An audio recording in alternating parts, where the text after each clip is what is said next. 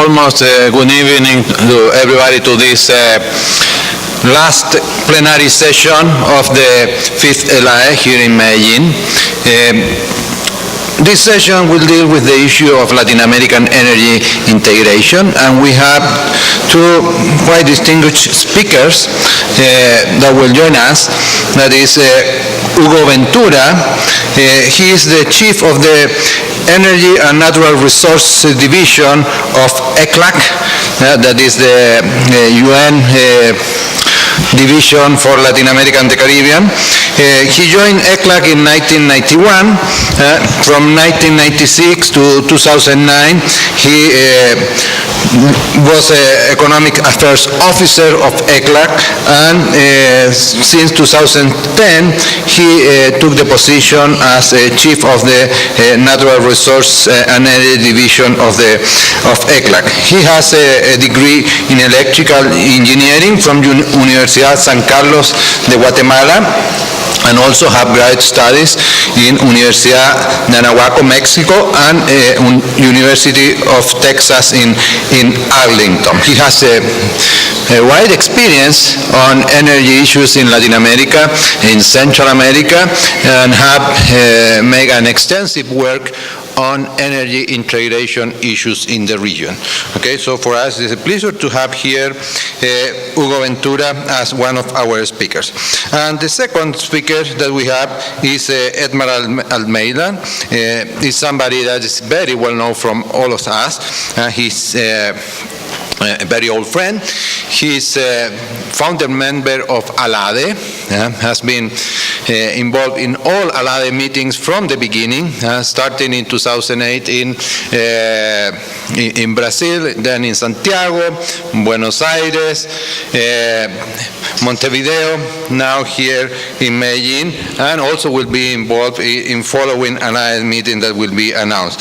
Edmar has a bachelor degree from Universidad Federal de Minas Gerais, a master's degree from Universidad of Rio de Janeiro, and a PhD degree from Universidad Pierre Mendès France. He is also vice president of the Asociación Brasilera de Estudios de Energía, AB3E. He is former vice president for academic affairs of the International Association for Energy Economics. Today he is a professor at Instituto de Economía Universidad Federal Rio de Janeiro, and he is the director of the Grupo de Economía de Energía in the same university. He has also a very wide research and professional experience in the areas of energy, with a focus on industrial organization, dynamics of energy regulation and energy policy, and also development of energy markets. Okay, so we are pleased to have both of you. How we are going to proceed with our plenary session?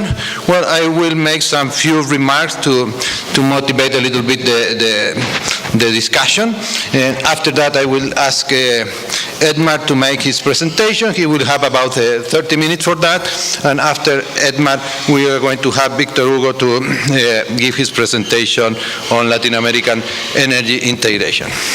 So, where we are right now? Well, if we look what happened in the last 200 years, we have seen a huge increase in energy consumption worldwide. If you look energy consumption, it has multiplied by more than 20 times from the beginning of the Industrial Revolution, and that speed of energy consumption growth has been accelerated in the last, we could say, 50, 60 years at a very high speed. And from an economy where we use only biofuels of energy resources, well, we have moved to includes fossil fuels, coal, oil, natural gas, next electricity, now nuclear, and certainly more recently this non-conventional renewable energy, solar, wind, biomass, and biofuels.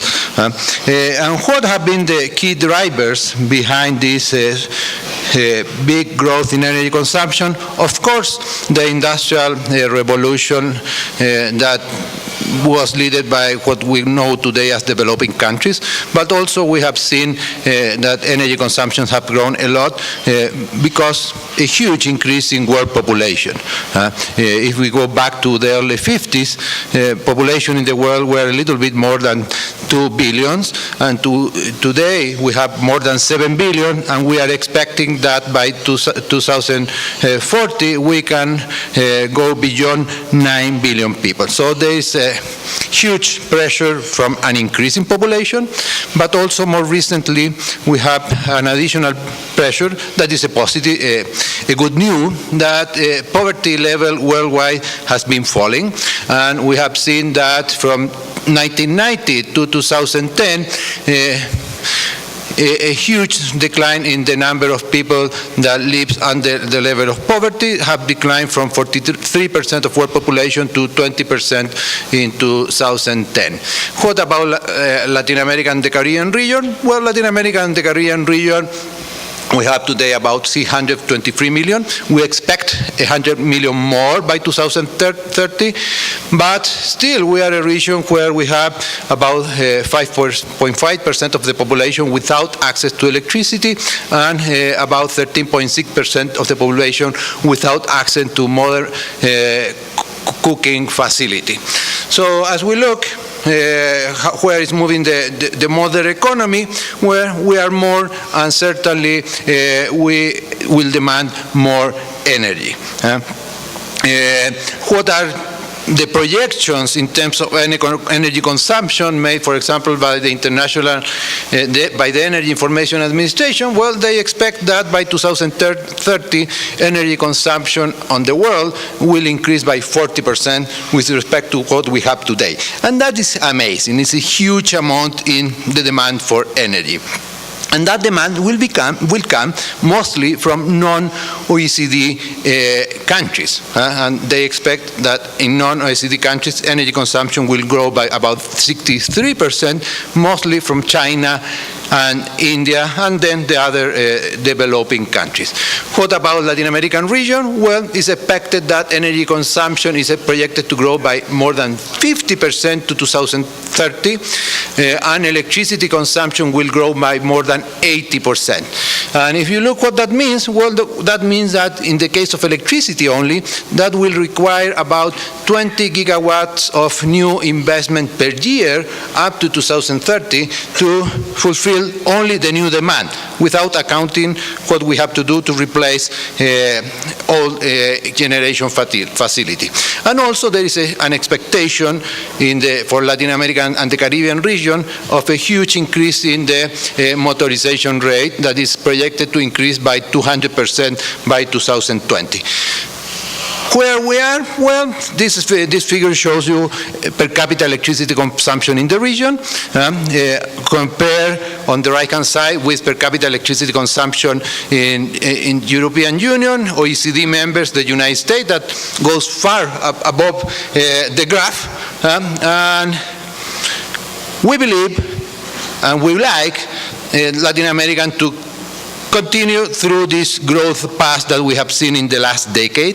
And if that happens, certainly we will see an increase in electricity consumption. So this benchmark of European Union, OECD members, give us an idea where we will be moving, and what is the meaning of that for demand of new investment in generation capacity.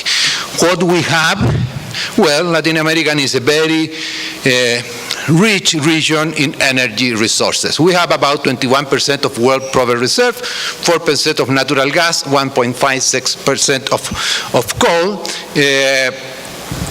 Mostly of them are in Venezuela, but certainly we have today that Brazil, Mexico are taking an important position in terms of reserves or projected reserves that they can have in the area of oil and natural gas. And also, this is a region that has 21.7% of shale oil and 25% of shale gas. So it's a region well dotated of fossil fuels that can be used for the consumption in the region, but also for consumption in other regions of the world. And about renewables, well, Latin America has the most clean energy matrix. We have the largest percentage of renewables in the energy matrix, mostly hydroelectricity.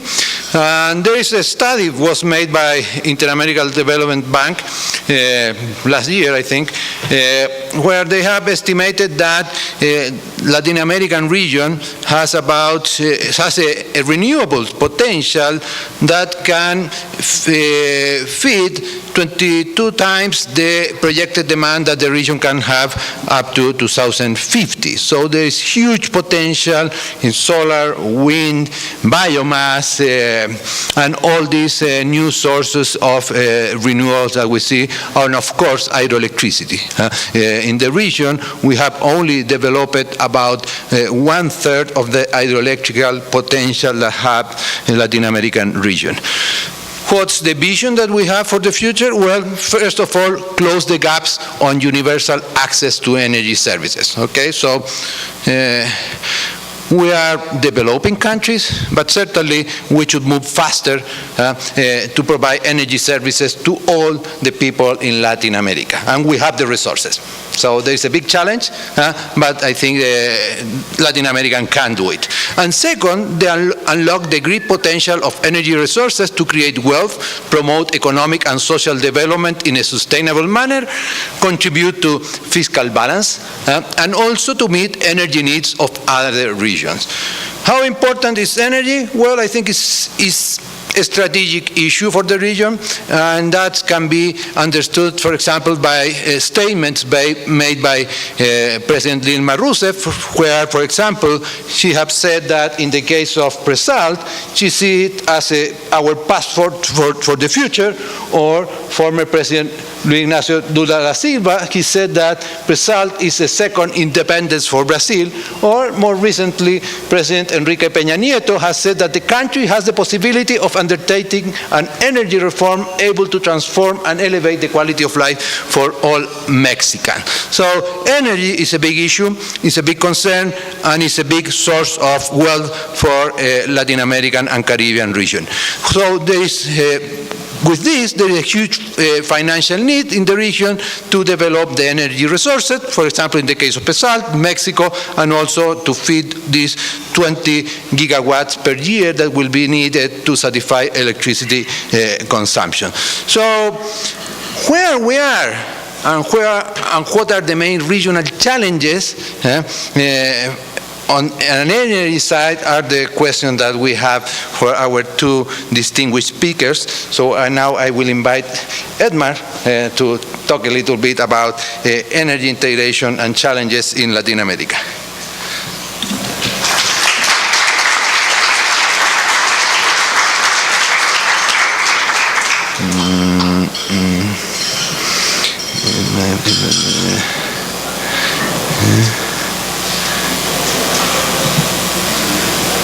Here.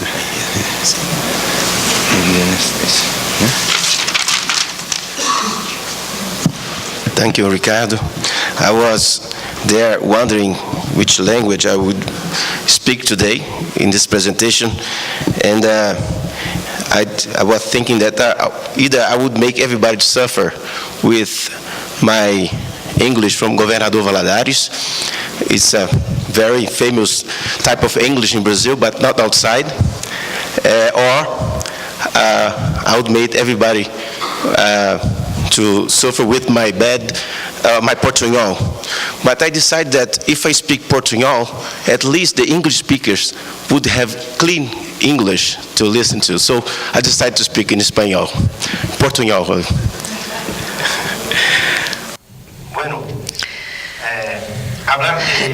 Speaking about energy integration in our region is always a great pleasure because it's a Latin American dream, but it's also a big frustration. Every time we speak about energy integration, we get the feeling that there's a failure. But I want to give you an overview of the issue of energy integration in a region and then try to answer if there's a new window of opportunities for initiatives of energy integration in a region in today's context of energy. So this is the structure of my presentation. I will start talking about a vision as to what integration is and my opinion about it. Also tell you about the history of the energy integration in our region. Then I'm going to look at what's happening in the energy sector, and then I will focus on Brazil because I think the size and the importance of the economy and the energy sector in Brazil is key for the integration in our region. And then I'll try to answer the question as to whether there's a new opportunity for energy integration in our region. Before I begin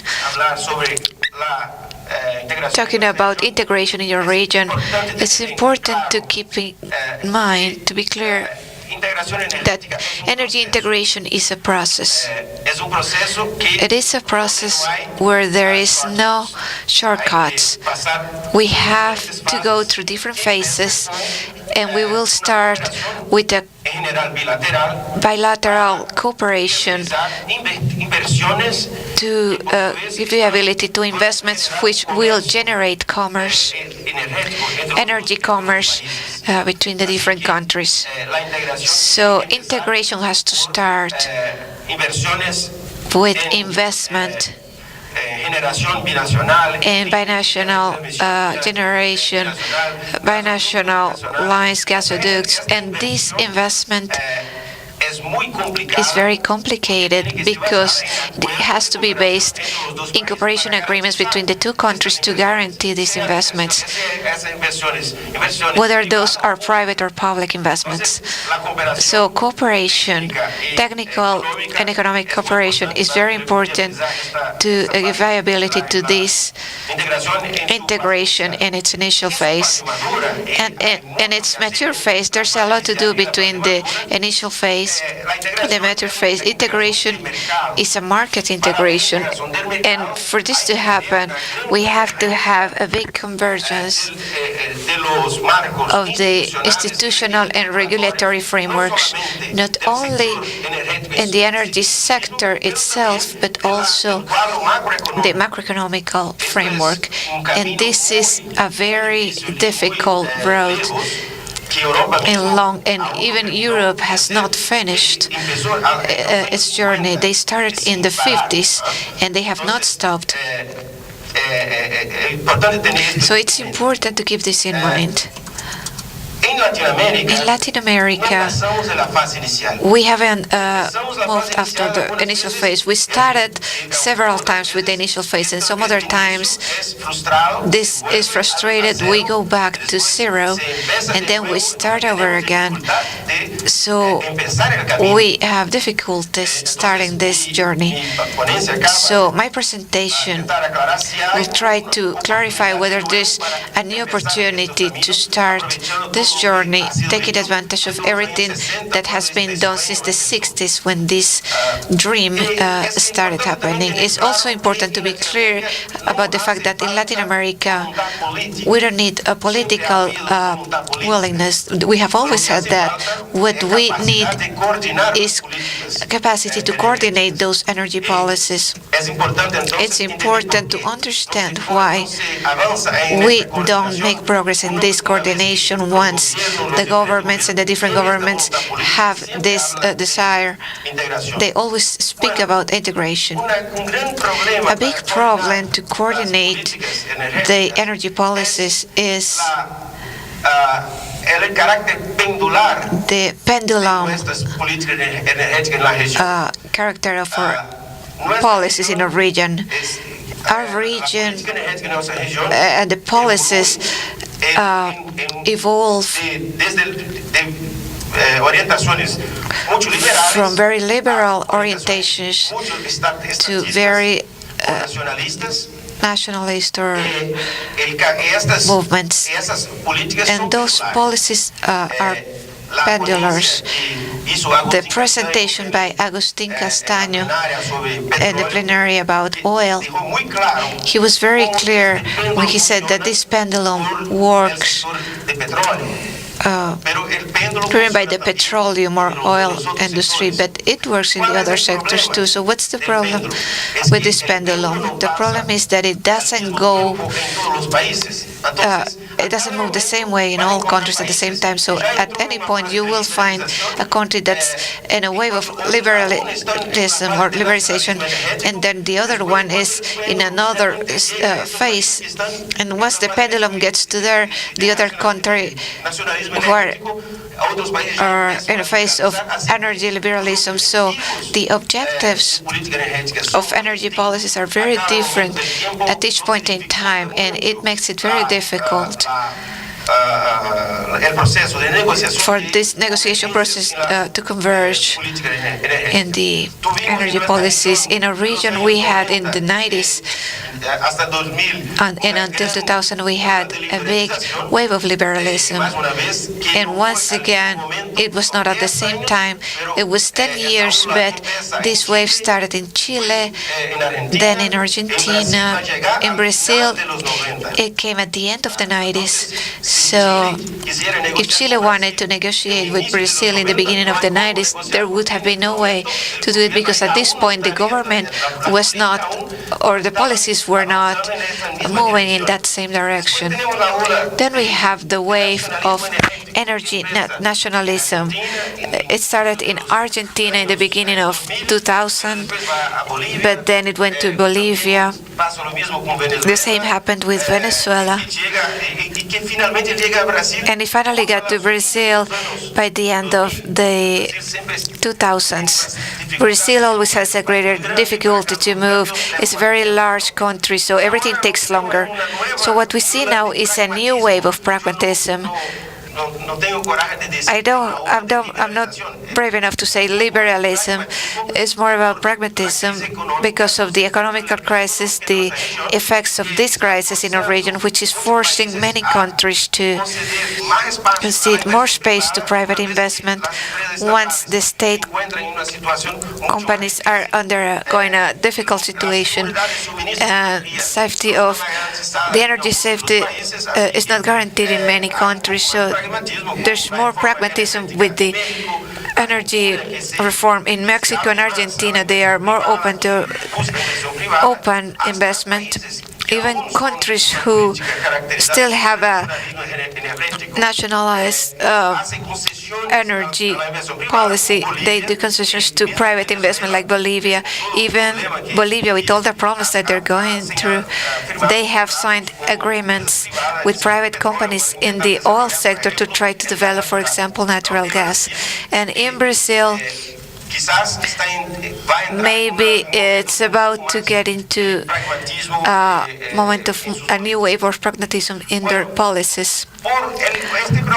Because of this problem of the different orientations by the macroeconomical and also energy policies among the different countries at the same time, negotiations move in a very difficult way. There were a lot of initiatives, but the results were not very important. So in the 60s, the 80s, we can mention the creation of ELAEE, Arpel, CIER. In the 90s, there was an attempt to have an integration based on commerce and trade. It was an attempt to move from the initial phase of cooperation, but that was frustrated with the economical crisis in Argentina and then in Bolivia. The political changes in 2000 caused energy nationalism and a disintegration of the markets. This happened during the integration between Chile and Argentina, Uruguay and Argentina as well. The progress that was expected to happen between Colombia and Venezuela did not happen, and now we are going through living a context which is characterized by economical crisis, which will force or will promote a reduction of energy nationalism, and Brazil is going through an energy transition. I'm going to try to do a reflection about what could happen with those two variables, what could happen with those two in the opportunities of energy integration. First, we are going to take a look at the energy trade in our region. Brazil is a country which has frontier with all our countries in Latin America except Chile and Ecuador. So when we look at the Brazil trade, it's a good way to see what's happening with the energy trade in the region. Brazil imports only 8% of its energy needs. So this is a country which is very close from the energy point of view. Out of this 8%, 60% comes from Latin America, and the other 40% comes from outside of the region.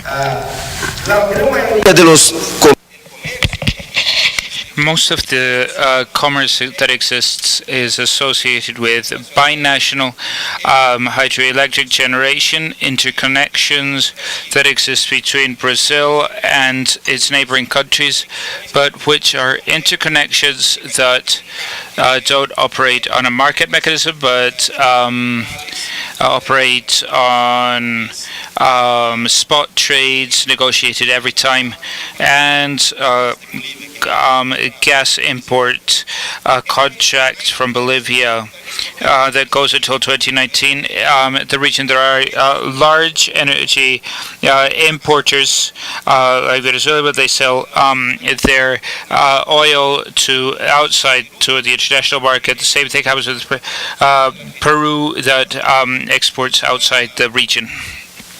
That exports LNG outside the region. In the last 10 years, we've had some integration initiatives that were initiatives from the point of view of energetic nationalism, and so they were initiatives that were led by government that tried to use government companies to carry out these integration initiatives, and they didn't work. They didn't work because of a lack of financing and incapacity to materialize this political will for integrating energy markets. The idea of creating a Pan-American oil company sponsored by Venezuela and that Brazil was interested at the time. It didn't manage to progress very much. Venezuela has an agreement with some countries in the Caribbean and Central America, but the idea didn't prosper. It's the idea of a massive gas pipeline from Venezuela to Argentina. There was many Brazilian missions to Venezuela. A lot of work was done. Petrobras did a lot of studies, and it didn't progress either. The Cadena gas pipeline that would go from Bolivia and integrate the north of Argentina didn't progress. Others, the idea Petrobras put forward 5 years ago of carrying out large hydroelectric projects in Peru on the border with Brazil to export electricity to Brazil didn't make much project. There were a lot of studies made, a lot of people worked, and we have IRSA, which is the initiative of South American regional infrastructure that performs studies and tries to promote projects, but has very timid results, in my opinion. So this is to give an overview of what happens with integration. Therefore, however, it's important to recognize that there is some infrastructure in place with all the failures, the frustrations. There is infrastructure. This is the Brazilian interconnection infrastructure with other Latin American countries. There are interconnections between Ecuador and Colombia, Colombia and Venezuela. So we wouldn't have to start completely from scratch. The same thing happens with natural gas infrastructure. There are international pipelines between Bolivia, Brazil, Bolivia, Argentina, a number of pipelines between Chile and Argentina, between Argentina and Uruguay.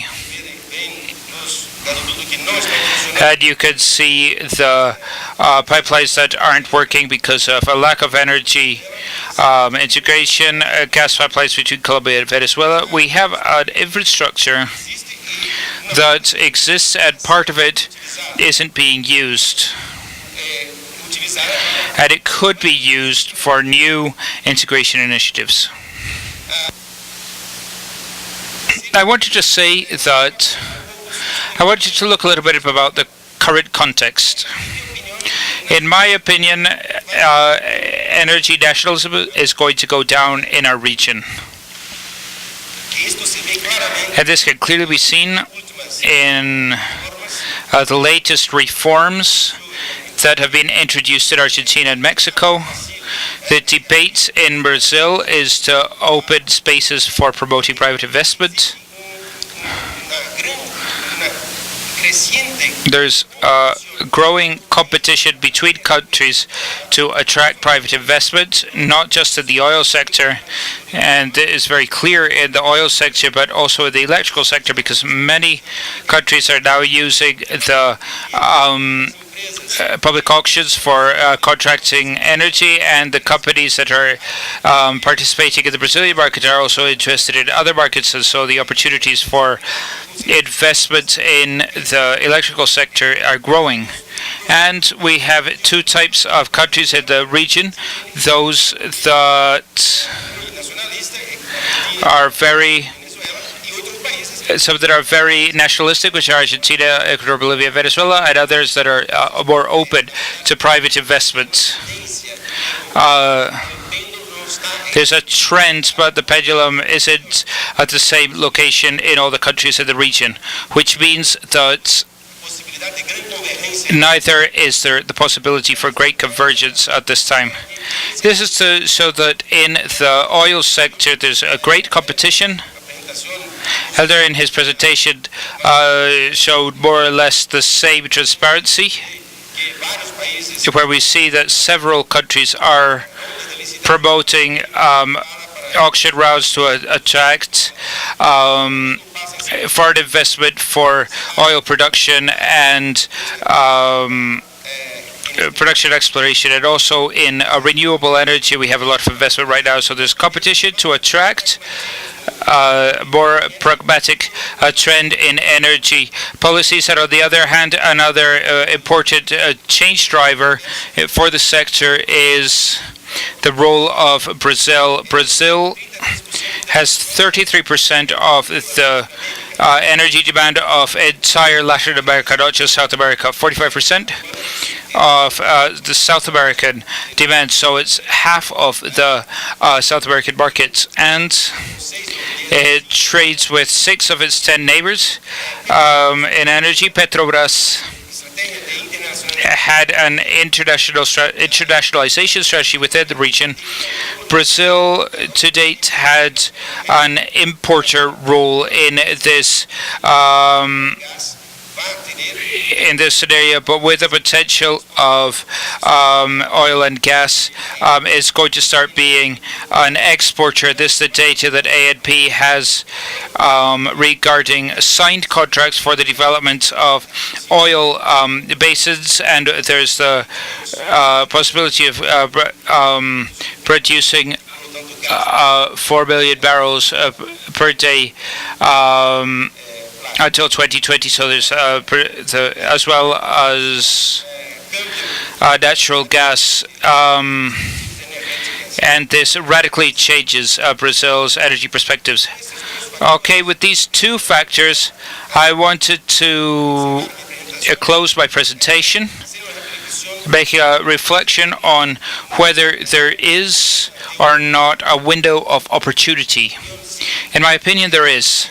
It's a time for opportunities for renovating initiatives, discussions on energy integration, recognizing or acknowledging that we are far behind, recognizing that we haven't even taken the first step yet. It's not realistic to move farther forward in the processes than we actually can. So we have to cooperate and renew negotiations for cooperation in investments between countries. There's a great climate of mistrust between several countries, and we have to reduce that climate of distrust. And there's a great opportunity to be taken advantage of, which is energy trade for balancing, i.e. the trading surplus production from Uruguay to Brazil or vice versa. Trading when there's supply problems. So when Argentina has problems with its electrical supply, Brazil can sell to Argentina and the other way around. This already happens in ad hoc negotiations, but we have the possibility of doing this within a more formal cooperation framework. A new energy geopolitics is arising in our region. In my opinion, the market power of export countries Bolivia and Paraguay is reduced. The market power of Bolivia and Paraguay has been a great problem for moving forward in integration negotiations, because the countries that purchased this energy felt that they weren't doing good business, that they were doing business that wasn't balanced. And this feeling was very strong in Brazil. But now I think that contract renegotiation can be done during a time of a greater equilibrium between the parties. The decrease in Brazilian energy dependence will facilitate negotiations, in my opinion, because the discussions are based on taking advantage of business opportunities for certain companies. Supply is already guaranteed in the new context. So energy nationalism tends to decrease in an environment of greater guarantees of supply. Petrobras is going to remove itself from the Latin American focus. It left Ecuador, left Venezuela, it sold its assets in Colombia. It's going to focus only on Brazil. So private companies will have to lead new international projects. I don't see that Petrobras or Electrobras will play the role that the Brazilian government thought it would play in some years ago. So private companies are going to have to identify opportunities to negotiate with governments to create possibilities for sponsoring these investments. So to take advantage of this new window of opportunities, we need to think about new political framework for integration. The forms of negotiation over the past 10 years where governments would negotiate directly and they would involve their government companies to make these investments. This didn't work, and they have no chance, and it has no chance to work right now when companies are having lots of economic difficulties. So we need to think to see how we can involve private companies in taking advantage of these opportunities, which I believe are many, are there, and are possibility and opportunity for restarting negotiations, bilateral negotiations, and to decrease the level of mistrust that exists between companies and between countries. And in future years, we can dream of multilateral integration between several countries, and that focuses more on trades and on convergence, institutional and regulatory convergence. Thank you very much for your attention.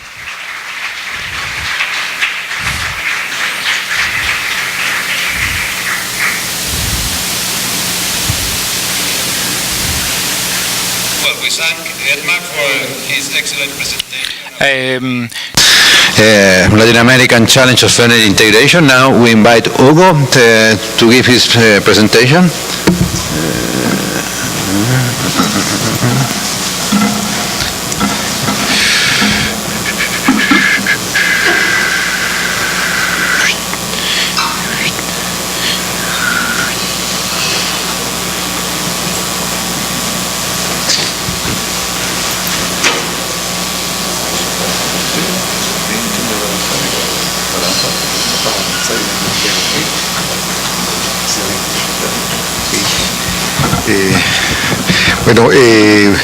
Muy buenos días o muy buenas tardes.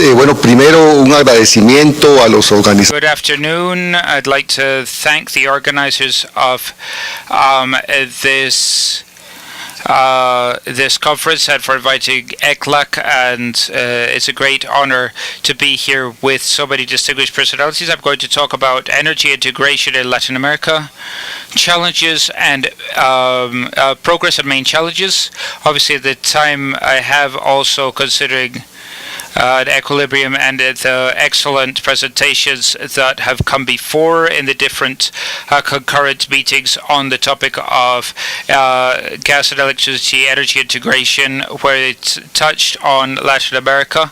I'm going to talk about a more Middle American, a Mesoamerican approach to cover it, so that we can have another point of view from what we've been talking about up to now. These are the topics that I'm going to touch on. So a brief background for ECLAC, some foundations and key factors for regional energy integration. This may be redundant regarding what has been said here, but it's always important. A summary of the advantage of the progress, the milestones and lessons learned. Case of natural gas. Looking at from the point of view of Mexico.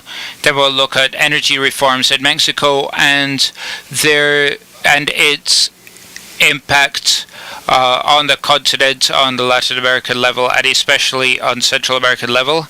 And then I added some conclusions. As you know, ECLAC is one of the 5 economic commissions in the UN system. ECLAC has been working for over 60 years.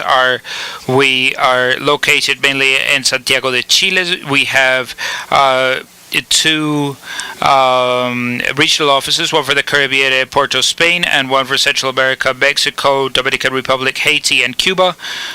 Located in Mexico, we have some national offices, linking office in Washington, and the reason for being for ECLAC is economic and social topics, promoting integration. And when I talk about integration, energy topics have always been one of the principal pillars, so that's why ECLAC, right from the beginning when it worked and it promoted integration, energy integration was moving along, and ECLAC has a long story with contributions made to many processes of energy integration, especially electrical integration in Latin America. That's basically the reason why ECLAC has been working on these energy topics. We're still working actively on topics in the south from our offices in Santiago, and in Central America from our offices in Mexico and the Caribbean. Although their integration has very different meaning, because we're looking at issues of a complementary nature with our offices in Puerto Spain. So the foundations and principles are very clear. It's worth briefly to go over this. why energy integration is important. Obviously, it's the important strategic complements. Energy integration is a strong instrument for guaranteeing energy sustainability in the region. It offers opportunities for structural and not just local benefits. The other issue is that energy integration is a long process that begins with agreements and negotiations, initially binational and then sub-regional and then regional negotiations. It starts to produce benefits when the first cooperation agreements are signed and the first infrastructure projects become a reality.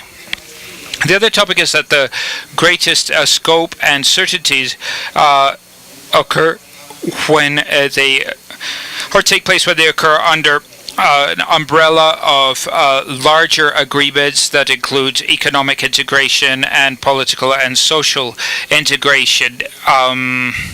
This gives greater support for progressing in integration. Some key factors to be taken into account is the multidimensional aspect, not just technical aspects and economic and social aspects, but also environmental, political, and geopolitical aspects. The latent tension that has always existed and probably will exist between integration and sovereignty, the strategic character of energy resources, the topic that we need to have supranational institutions. Obviously, this doesn't mean that we need to have an expensive institutionality, but rather we need to begin with light and lean but effective institutions that will guarantee respect for acquired commitments and established regulations. The desirable condition, and I would ask whether it's even necessary, the treaties signed by executive powers need to be ratified by the assemblies, i.e. integration. Under that, ratification of the executive power can become the foundation for regulation and for the regional legal foundation for integration. There also need to be short and medium and long-term goals for integration. It's important that we have great clarity about what's going to happen in the next 2-3 years in the medium term and the long term. Another key factor is basic regulatory harmonization that will permit regulatory and operational agreements respecting the organizational and regulatory schemes of each country. So, some lessons learned, progress and progress deadlines and lessons learned. The energy integration is a gradual and long process due to geographical, physical, and institutional difficulties in the countries involved. South America has brought the teaching of binational projects. Interconnection lines, I think, are an example for South America and Central America. In Mexico, Middle America, and the Caribbean, that hasn't been feasible. It's a long story of binational connections, and so I'd like to emphasize within those lights and shadows of integration, I'd like to stop a minute and call your attention to the process of the Central American electrical market. With all the difficulties it's had, and with it's been a long process, and I'd like to remind you that Central America signed the first economic integration agreement in 1960 with 5 countries, and in that treaty, energy was considered one of the priorities. So, from the point of view of integration, Central America went through a series of problems, civil wars, etc. But regional integration has grown with SICA, the Central American Integration Agreement. It started with 5 countries, then it integrated Panama, Belize, and Dominican Republic, and under that umbrella of integration, they signed an agreement to create the Central American electrical market with a successful and problematic history of binational integration. The president signed this. It was ratified by their assemblies, and this agreement set down the foundations for creating that multinational market. They discussed how that market would be created. They created the regulatory institutions, the institutions in charge of operations. They created a multinational company to work on a dedicated electrical interconnection. They sought partners. The companies from these 6 countries were the first partners. They looked for partners outside the region. Spain was one of them. They looked for partners in the region. Colombia was one of the partners through their company ISA. So there were 9 partners, 6 of them supported by countries, and all of these signed this agreement. And finally, it's more than a line. They designed all, and that line was built in 26, and it was finally finished last year. Why did it take so long? It's 1,800 kilometers of line, but I mentioned that this was over 8,000 rights of way with 8,000 owners that had to be negotiated, and in some cases, one country with a long democratic tradition, Costa Rica, many owners went to the Constitutional Court. It was a process of many years, and finally an agreement was reached, and the line went into operation. There's a lot that needs to be done, but this is bringing a lot of benefits. So very important agreements, binational and regional agreements, and there's a lot of lessons learned that have been very important in this region.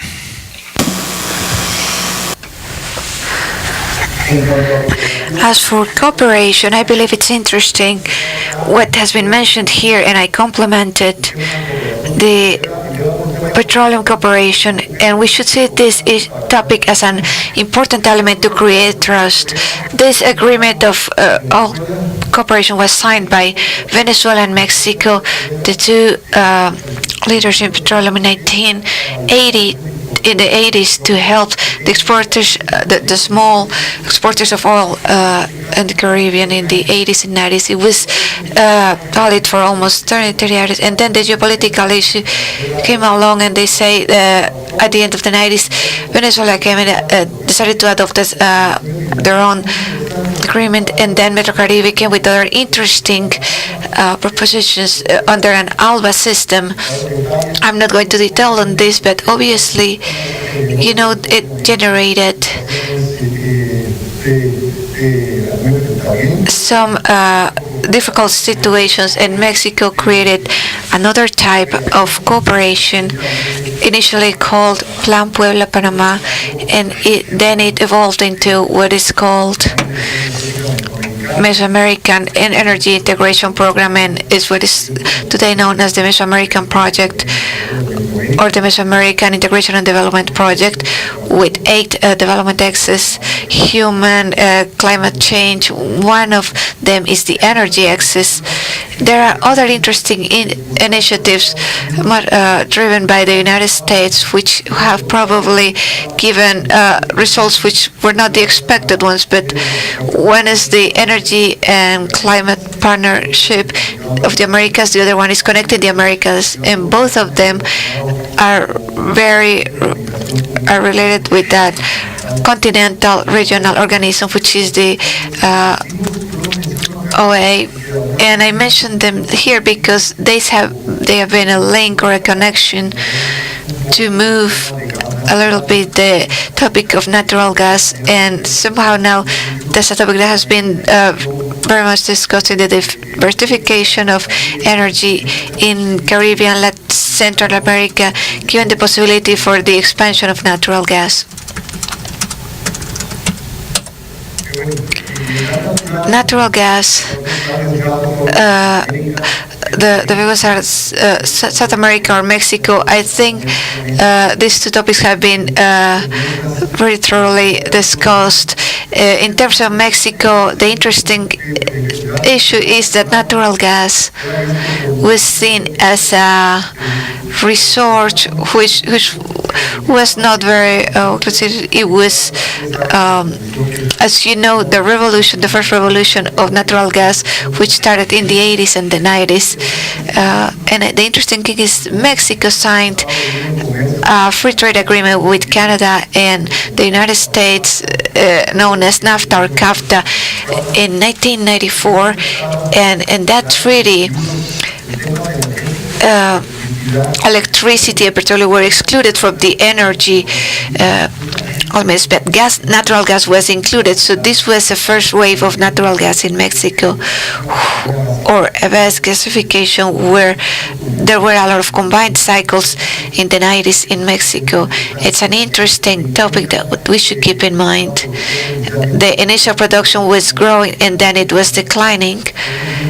Then we saw the issue of the schisto gas and the revolution of it, and because they are interconnected under very clear rules, when the price of natural gas decreased in the dock system in Mexico was saturated.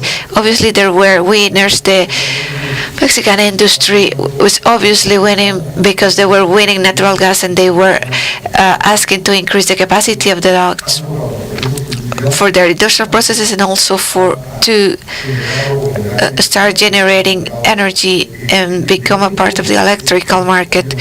And obviously it's a big dynamizing impact.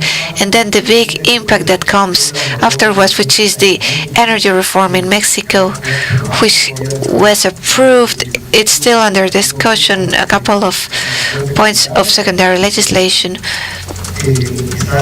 Maybe what's fundamental here is the fact that in Mexico, first of all,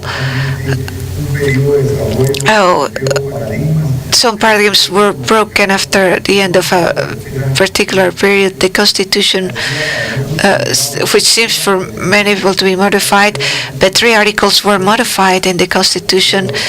Then the energy reform was approved, and then the secondary laws.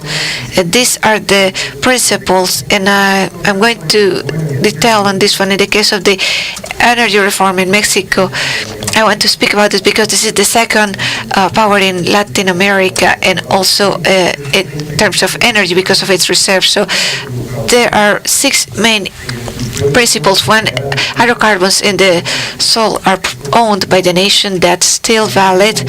Also, the free competition occurs between companies, the states, and particulars under the same conditions. The strengthening of regulatory organisms, transparency and loss of accounts, the sustainability and protection of the environment, and this is a principle of maximizing the state's profits and the development in the long term for the country. So the Petroleum Development Fund was created, inspired by the Norwegian model. And we see the model here. The Secretary of Energy is still the center of the energy sector in Mexico, but obviously the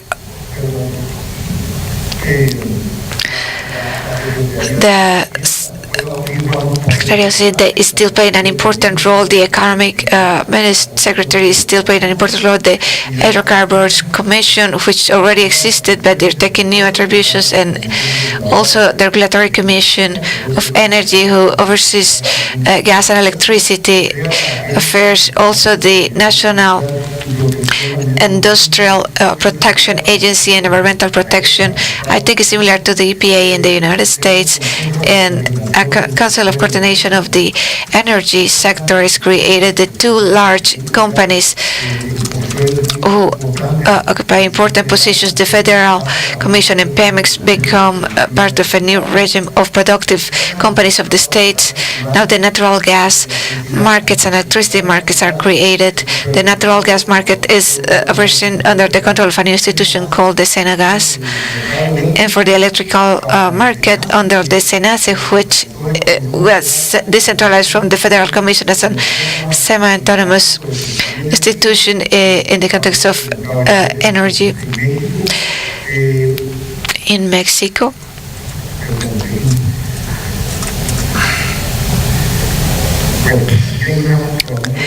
For some reason, I'm not seeing a graph here that I had added, and we're making some noise about the energy sector in Mexico, but I cannot see it in the graph. But basically, we have the system of regulated systems and free users, generators who require permissions, and small ones who don't need the permission, the distributors, the transmission company. So basically, what is known as a market structure, just the one that works in many other countries, and that will obviously generate many possibilities